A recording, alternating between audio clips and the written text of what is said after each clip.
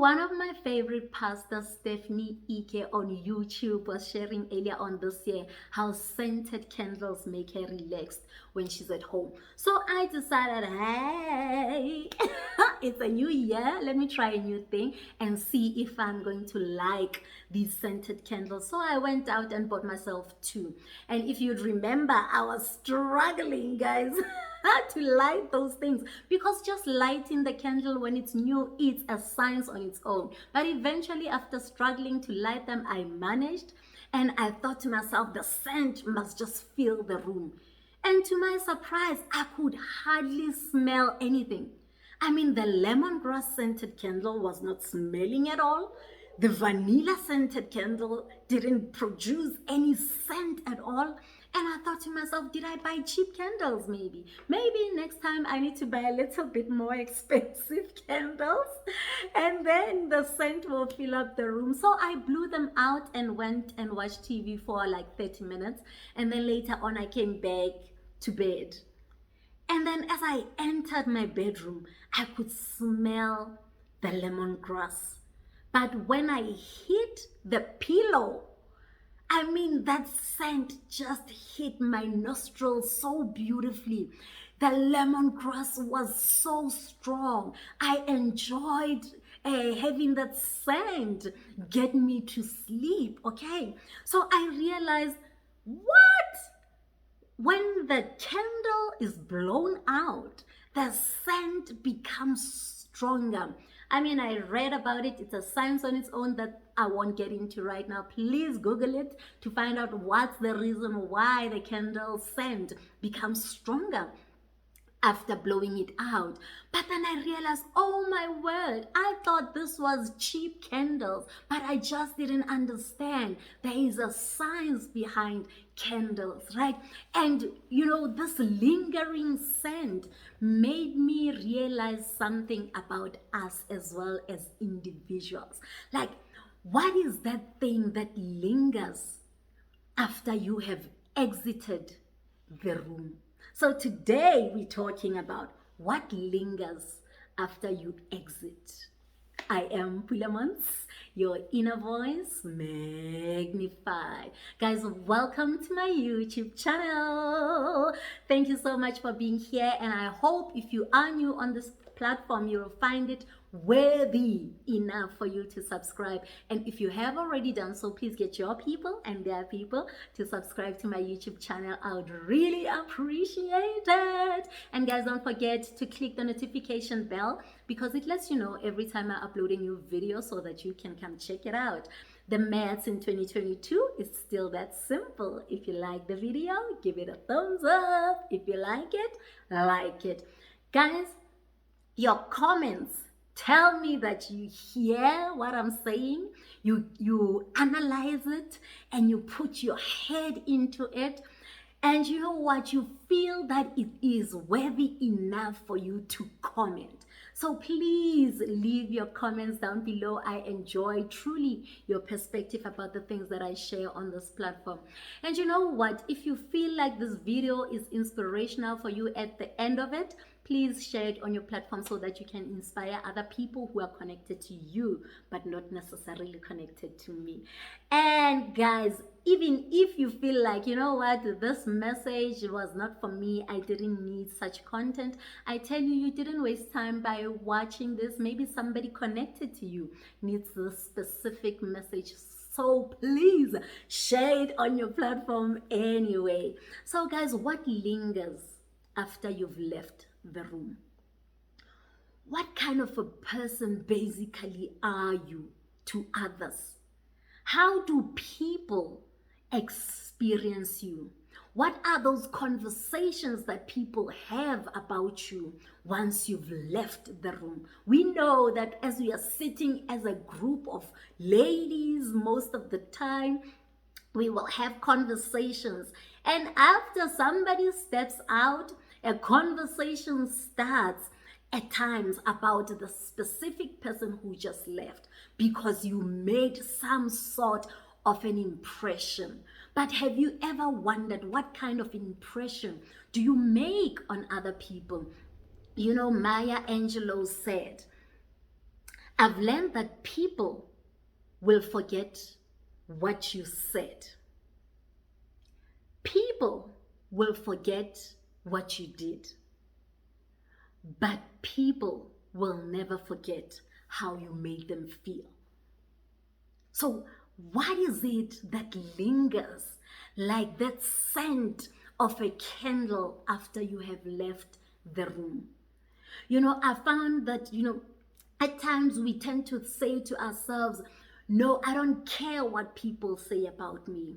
But I used to have that attitude as well at some point in my life, until I realized, that in psychology there's this one term called a blind spot in cognitive psychology. And basically how the American Psychological Association describes it, they say a blind spot is a lack of insight or awareness, often persistent, about a specific area of one's behavior or personality, typically because recognition of one's true feelings and motives would be painful. Basically, what a blind spot is, according to this definition, is that we have those things about us that are not aligned with who we believe we are. So we ignore those parts about ourselves.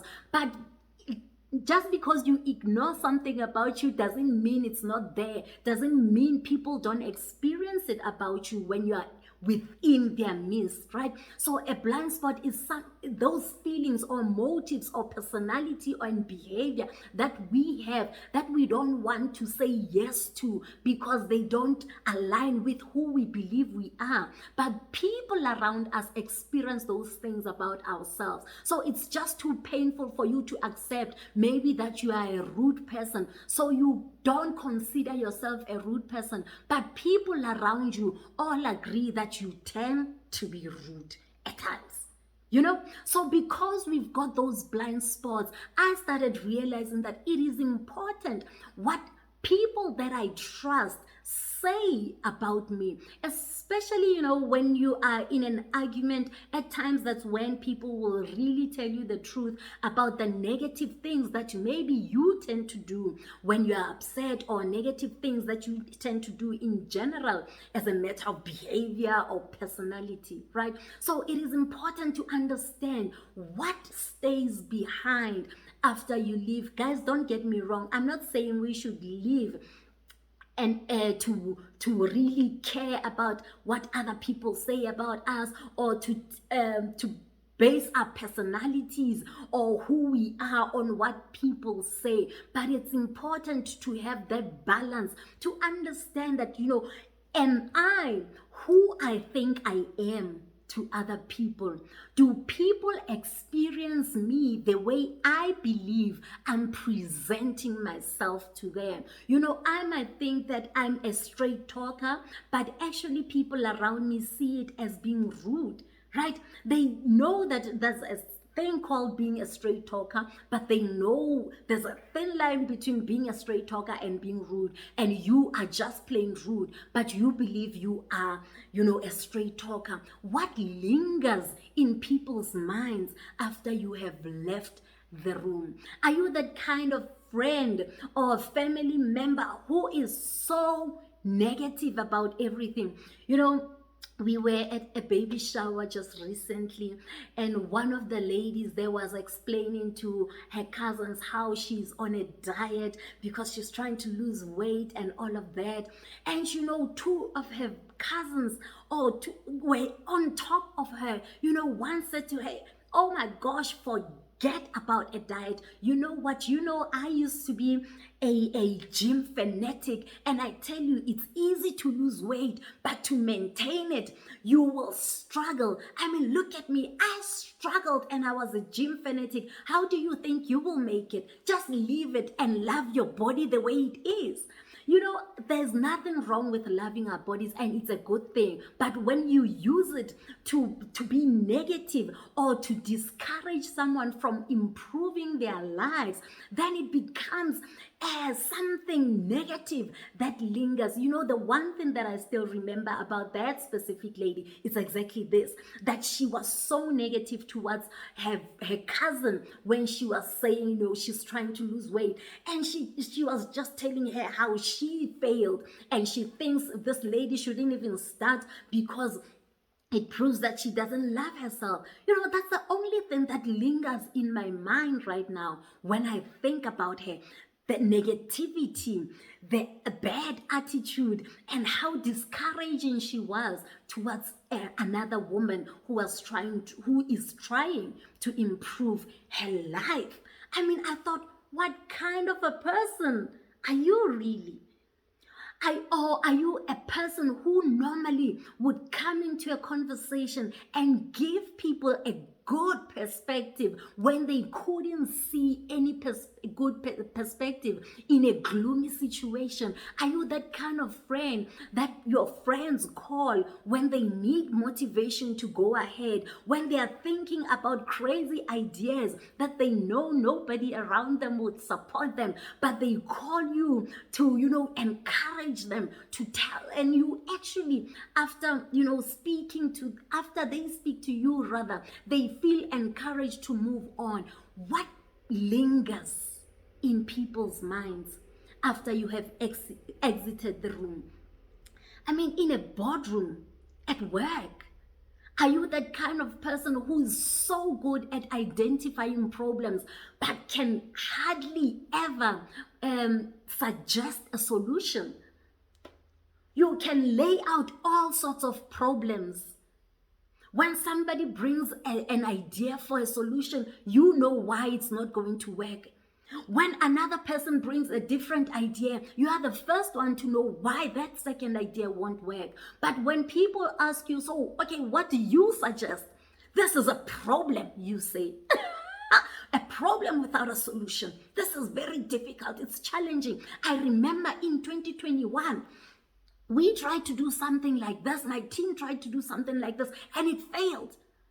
I remember so-and-so tried to start a business of selling, chicken feet.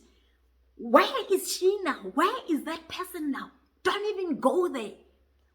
What lingers in people's minds after you have left the room?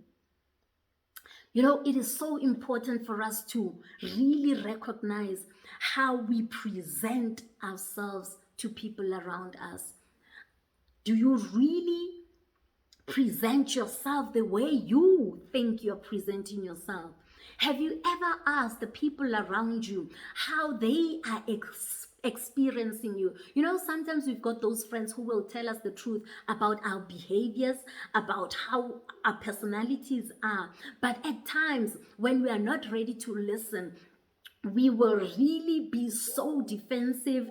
We can scream and shout at them. We can be so rude towards them to a point where your friend just leaves you alone. They don't want to tell you when you're wrong anymore because they don't want you to chop their head off, right? But sometimes it is a beautiful thing for us to open ourselves to criticism, constructive criticism from our loved ones. Because when you start asking people, what do you think I can improve about myself in terms of being a friend to you? What do you think I can improve about myself in terms of being a daughter to you, in terms of being your colleague or your manager? What is it that I can improve about myself? When we start opening ourselves up like that, especially to people that we trust, right? The people that are around you all the time. Open yourself up. Then you will start finding out how other people experience us. And it is when people start telling me things about me that I start being aware of this blind spot that I have, those areas of my life, or the areas of my personality that I don't want to face.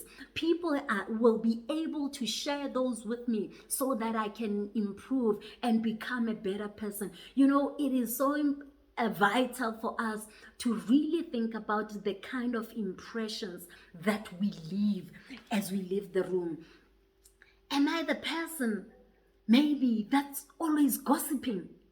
I mean, if we are not gossiping, then I don't have anything to add to the conversation. What kind of a person are you? What lingers after you've left the room? What stays in people's minds about you after you have exited the room? The more we listen to people's criticism, especially in arguments or when there's a rift between us, then you'll understand those negative qualities that you have. I've started listening attentively to what people say about me, whether positive or negative. I used to be one of those people who couldn't receive compliments. But when I started learning to receive compliments, then I couldn't receive criticism. So when somebody said something negative about me, I'll be so upset. I'll be all up in my feelings, and I'll just brush it off. But I've learned that there is balance in receiving compliments and criticism, and in knowing who I am and who I'm trying to present myself as to the world, and also understanding how people are actually receiving me, how they are experiencing me. So getting all of that, a balance of all of that, makes me more aware of the person that I am. So I just thought I should leave this question with you today, because you know what, when you start presenting yourself in a certain manner, and that's exactly how people experience you, then that gives you peace, because ultimately all of us want to be loved. We want to belong, right?